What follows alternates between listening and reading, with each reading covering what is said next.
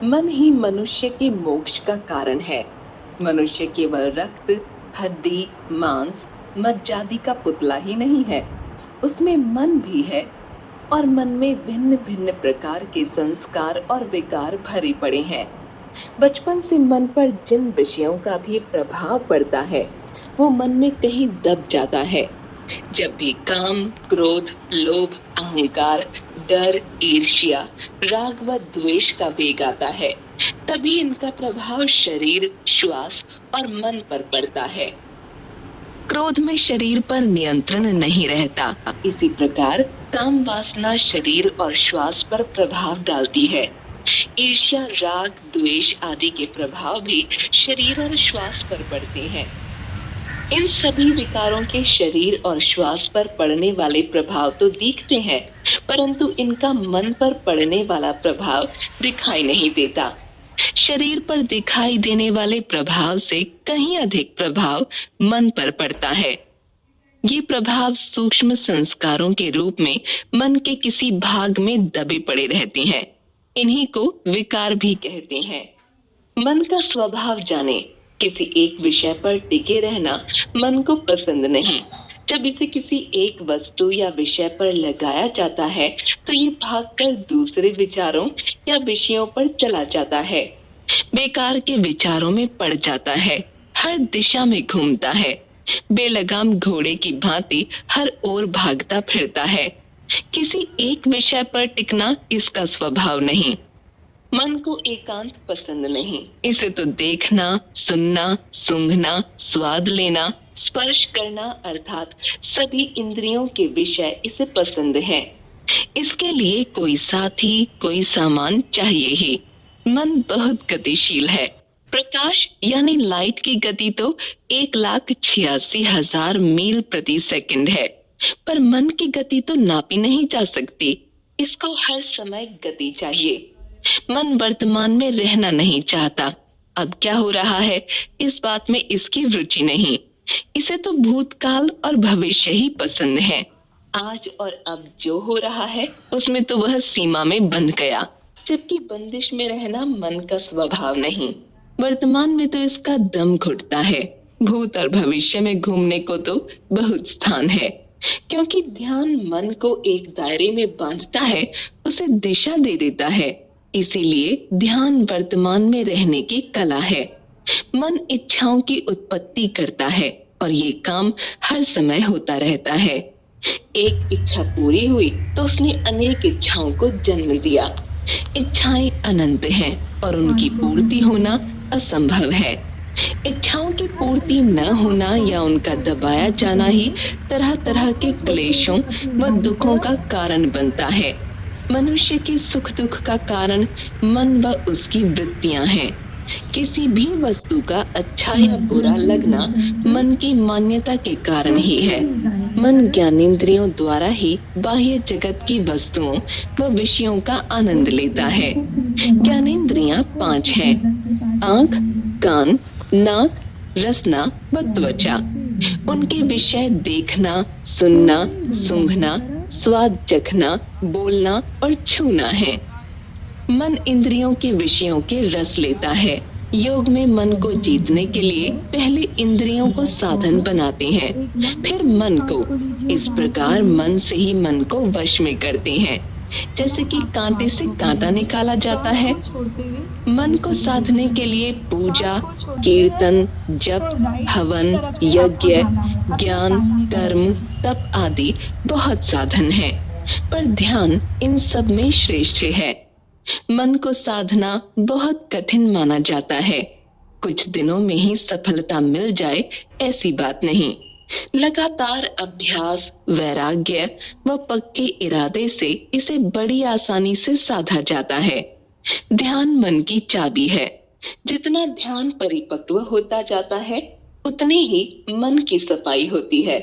मन की परतें खुलती जाती हैं, मन के संस्कार धुलते जाते हैं और मन निर्मल बनता है। मनोविज्ञान के अचेतन मन अनकॉन्शियस माइंड, अवचेतन मन सबकॉन्शियस माइंड, चेतन मन कॉन्शियस माइंड से ही ऊर्ध्व चेतन मन सुपर कॉन्शियस माइंड का विकास होता है। ध्यान मन की शक्तियों को बर्बाद होने से बचाता है।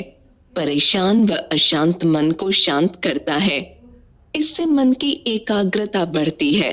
ध्यान से मन की उछल कूद खत्म होती है, दौड़ बंद होती है, मन को विश्राम मिलता है। ध्यान मन व बुद्धि की सोई हुई शक्तियों को जगाता है। ध्यान की क्रिया बिल्कुल वैसी है जैसे कि एक विशेष तरह के शीशे की। आतिशी शीशा सूरज की बिखरी किरणों को एक ऐसी विशेष दिशा देता है जिससे उसके सामने रखा कपड़ा या कागज आदि वस्तुएं जलने लगती हैं। किरणें थीं पर केंद्रित नहीं थीं, बिखरी हुई थीं। आतिशी शीशे ने उन किरणों को केंद्रित करके एक विशेष गुण से संपन्न बना दिया। ध्यान एक व्यावहारिक प्रक्रिया। ध्यान शब्द का प्रयोग हम लोग दिन में कई बार करते हैं, जैसे जरा ध्यान से चलना, कहीं ठोकर न लग जाए या कोई दुर्घटना ना हो जाए। बच्चों से हम अक्सर कहते हैं, ध्यान लगाकर पढ़ो, तुम्हारा ध्यान तो खेल में है। काम तो खराब ही होगा जब काम कहीं होगा और ध्यान कहीं। तुम्हारा ध्यान कहाँ है?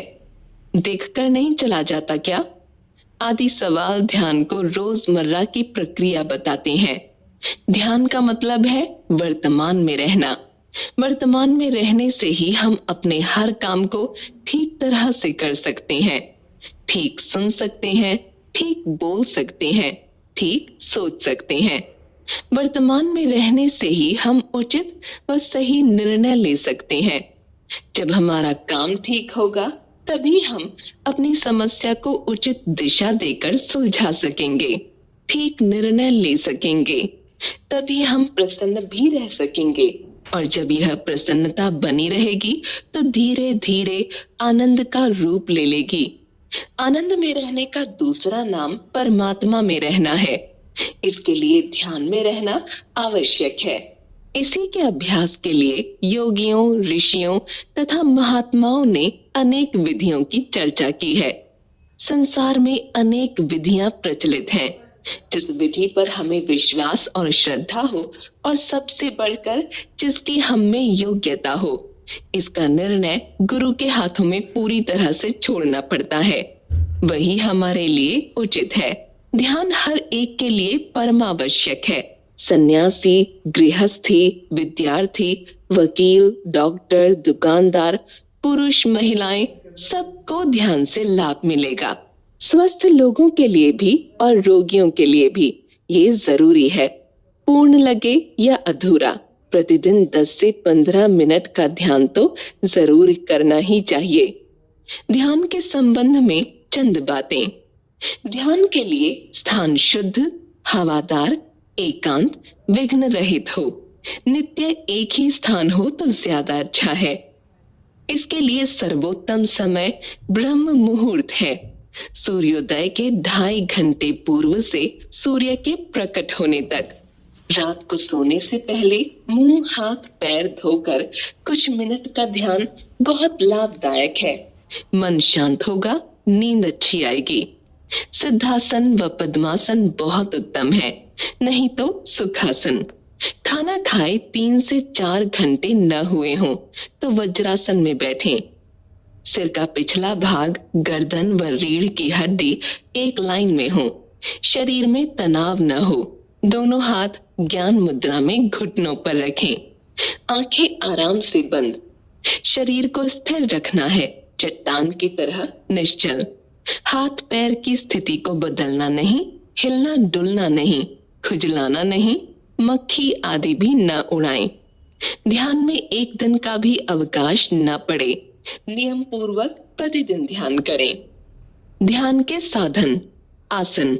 आसन करते हुए ध्यान पूर्णतया आसन पर लगाएं। शरीर के जिस अंग पर आसन का दबाव पड़े उसी अंग पर मन स्थिर करें। इससे चित्त एकाग्र होने लगता है। आसन मन को एकाग्र करने का सरल साधन है। इससे शारीरिक स्वास्थ्य तो मिलता ही है, साथ ही मानसिक स्वास्थ्य और शक्ति भी मिलती है। आसन से वापस आने के बाद आराम की स्थिति में उससे मिले अनुभव को देखें। प्राणायाम। मन और प्राण का बहुत घना संबंध है। चित्त की अस्थिरता के दो कारण हैं, एक वासना और दूसरा प्राण श्वास। इनमें से एक पर विजय मिल जाए तो दूसरे पर स्वयं ही मिल जाती है। जब मन को श्वास क्रिया से जोड़ते हैं तो मन श्वास को अंदर जाते और बाहर निकलते देखता रहता है और श्वास प्रश्वास पर ही केंद्रित हो जाता है। धीरे धीरे वह श्वास में ही लय हो जाता है। मन को श्वास पर टिकाने से मन इंद्रियों और उनके विषयों से अलग हो जाता है। आंखें देखती नहीं, कान सुनते नहीं, नासिका गंध ग्रहण नहीं करती, रसना यानी जीवा को स्वाद का ज्ञान नहीं होता, त्वचा अपना गुण स्पर्श त्याग सा देती है, यानी जीवा को स्वाद का ज्ञान नहीं होता, त्वचा अपना गुण स्पर्श त्याग सा देती है। मन में कोई विचार, कोई कल्पना नहीं उपजती, वहां न कोई इच्छा होती है और न ही कोई चिंता। कोई कल्पना नहीं कर रहा, कोई चिंता नहीं और कोई इच्छा भी नहीं कर रहा। इस प्रकार मन इंद्रियों से, उनके विषयों से, विचार और कल्पना से भी हट जाता है। केवल श्वास में लय है। श्वास एक ऐसी वास्तविकता है जिसे मन अनुभव कर रहा है। श्वास वर्तमान की, इस क्षण की सबसे बड़ी सच्चाई है। श्वास हमारे अंदर भी है और बाहर भी। श्वास के साथ अंदर जाते बाहर जाते मन बहिर्मुखी से अंतर्मुखी होने लगता है। इससे मन की गति भी सीमित हो जाती है। इससे श्वास के बराबर ही गति हो जाती है। मन इस समय किसी इच्छा की भी उत्पत्ति नहीं कर रहा होता। साधारणतया मन के स्वभाव के विरुद्ध कोई कार्य करें तो वह विद्रोह कर देता है, परेशानियां खड़ी कर देता है। परंतु श्वास पर लगा मन अपने स्वभाव के बिल्कुल विपरीत कार्य कर रहा होता है। मन की चंचलता को दूर करने का, मन को एकाग्र करने का, मन को शांत करने का प्राणायाम सबसे सरल और सबसे उत्तम साधन है।